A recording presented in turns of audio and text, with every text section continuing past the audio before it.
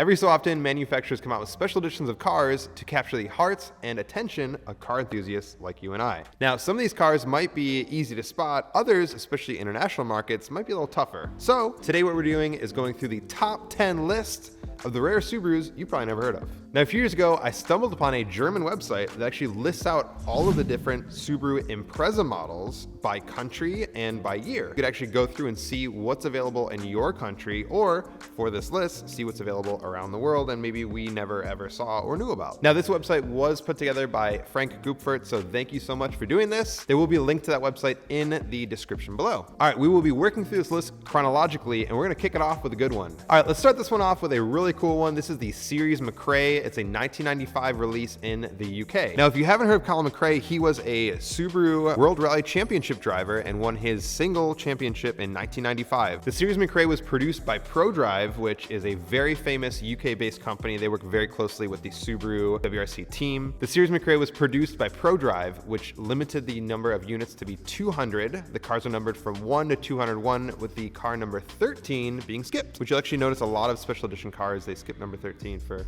luck, I guess. Now, if you haven't heard of ProDrive, you got to do a little bit of research. ProDrive works very closely with Subaru and with the WRC team to add performance parts, tuning. A lot of the cars on this list you'll see actually have a lot of ProDrive parts, and I believe that some ProDrive parts were offered from the dealership. This special edition was only available in World Rally Blue. It featured gold wheels, a special interior material, and on top of that, McCrae series seats, which were Recaros with a special embroidery on them. Of course, we had to top it off with some sick decals all around this bad boy.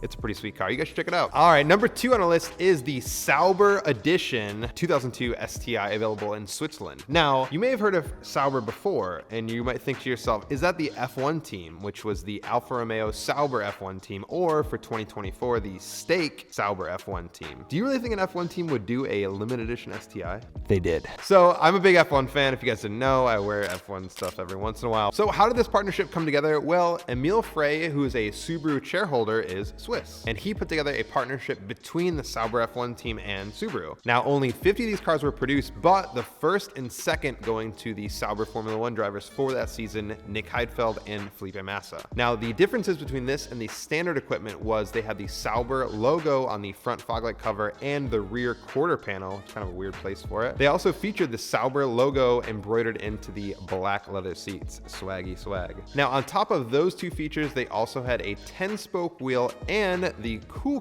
3-piece JDM front lip. I actually used to have this on my Bug Eye. I'm a big fan of this lip. If you guys haven't seen it, Bug Eye owners, you're probably all old like me. You know what I'm talking about. Now, if you think it's crazy that Sauber did a one-off with Subaru, you're going to be blown away because they actually did 3 more of these models, making 4 in total. There's the 2002 Bug Eye that we looked at. There's a 2003 Blob Eye. There's actually a 2010 hatch and a 2013 sedan. Now, the 2010 and 2013 models did have a different color scheme. They were white, black, or gray, which were the Sauber team colors for that year. All right, we are on number 3 on our list, which is the WRX Type Euro Turbo, available in Japan in 2002. Now, this is a very unique looking thing on wheels, I guess is a good way to put it. It's very rounded, it's very smooth, and you'll be surprised to know that it's designed by Europeans. Now, this was actually a partnership between FHI and Porsche Design, where the Japanese manufacturer Subaru wanted to try to capture a little bit of that European market that was starting to dominate in the early 2000s. Now, this beautiful European example of a Subaru features a updated front and rear bumper, which are very rounded, as I mentioned before. They also have a low-rise spoiler on the top of the hatch, and the interior is refined. They actually have pretty cool looking wheels. They almost look like E-Lock wheels on the side, like a 7-spoke. Kind of cool. Now, on top of those visual enhancements, the car also had your choice of 3 motors. There was the 2-liter turbo, there was a 2-liter NA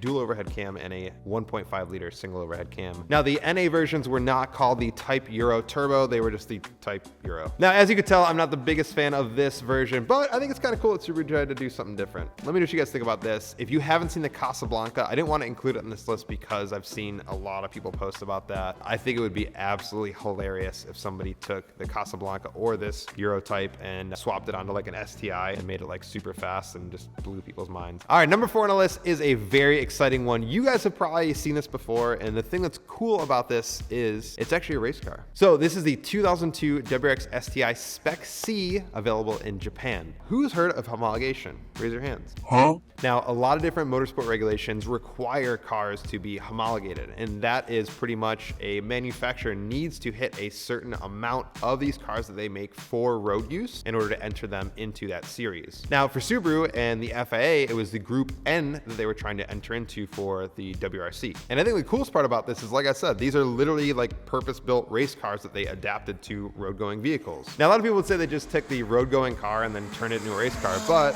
that's what's cool about these is they actually built these for the homologation. So yeah, I think that's pretty cool that you have a race car on the road, even though it's kind of a road car that they adapted for race. It's a homologation special. That's what you got there. Now, not only did the Spec C have a lighter weight chassis as well as more power being output through the forged internal engine, it also had a lot of different suspension upgrades, even for the road going cars. So if you are a Subaru nerd, you are very familiar with the STI Pink variants of injectors, suspension, trailing arms, all that stuff. This car was pretty much decked out with every single STI Pink variant that you could get. Now, I think the thing that tops this off, literally and figuratively, is the roof scoop. So a lot of people install these on their US spec cars. It's literally just a vent that vents air from the outside into the vehicle so that you have AC, because for race cars, they don't have AC. So for me, I think this car is really cool because it almost inspired like a lot of the styling that you see even till today with Subarus. Roof scoops, a lot of people, like I said, install those in the stateside. The STI Pinks. STI Pink is a very popular color still, even with the 2023 models. I see people using that color on their builds. All right, number 5, we have the STI V Limited. And this one, we're gonna do the 2003 model, which is a important year and only available in Japan. So I'll be honest, like the Spec C, I have heard of the V Limited, but I didn't really know what that meant exactly. Well, here it is. Every year that Subaru would enter the World Rally Championship, they would do a limited model. Now, if they won the championship from the year before, it would be a V Limited or Victory Limited model.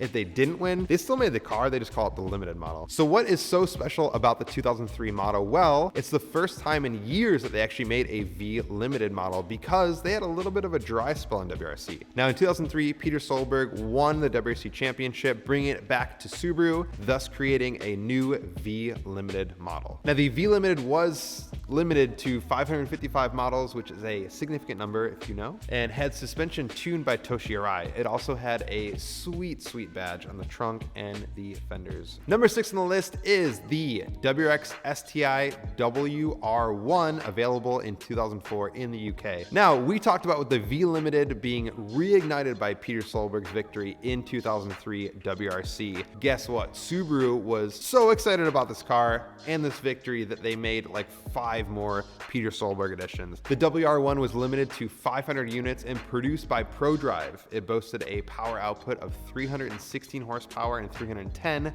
torque. Now, on top of ProDrive's tuning and power output, it also featured some aesthetic upgrades, like the interior was black and gray Alcantara.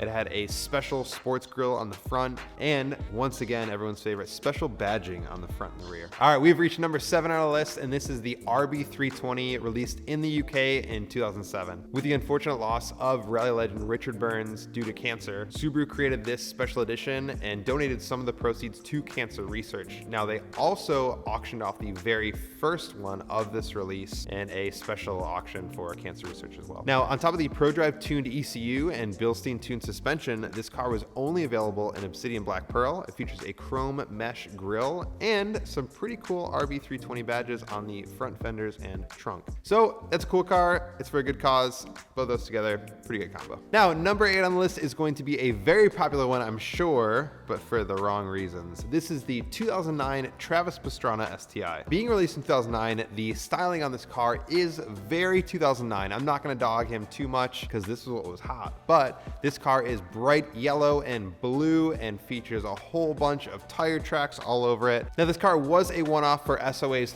3rd victory of the North American Rally Championship, and despite the period correct livery, I actually think this car is pretty cool. I have a strange affinity for yellow cars, and I love the Work XD9 wheels. I'm a big fan of those. On top of that, it has an Xbox plug-in for the audio system, which I think is just, it's coming back, guys. First it was Street Glow, next is gonna be Xbox. just wait and see. Number 9 on the list is going to be the 2011 STI S206 NBR Challenge Package. That is a mouthful. That was available in 2011 in Japan and spurred a few other special editions after that. Now, this was to commemorate the 24 Hours of Nürburgring race, where Subaru was the winner in their class. Now, only 100 of these cars were produced. They feature a carbon fiber roof, a larger rear spoiler. They have silver Brembo calipers and black wheels. I think the coolest part of these is actually the front fender garnish. It's like a vent over the front fenders. It gives it definitely like that more aggressive race look. Pretty cool cars, but only available in Japan.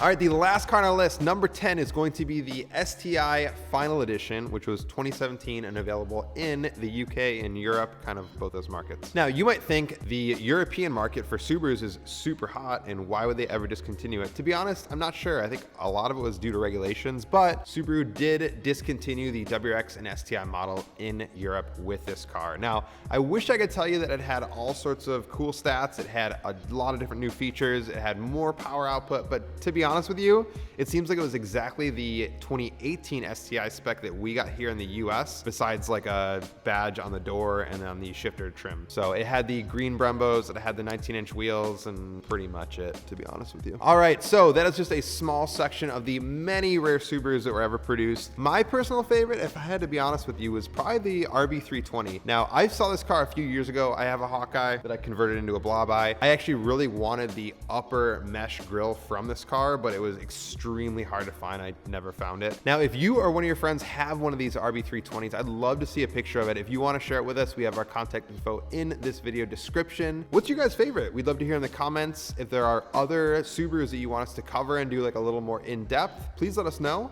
On top of that, we have Evos, we have GTRs here. I'd love to do one of these about special edition Evos or GTRs. If you guys are interested, please let us know. We will invest the time into doing so. Thank you guys so much for tuning in and watching this video. Please subscribe to our channel for more videos like this one and our build series videos where we'll be finishing our 2JZ STI. Until then, thanks. Goodbye.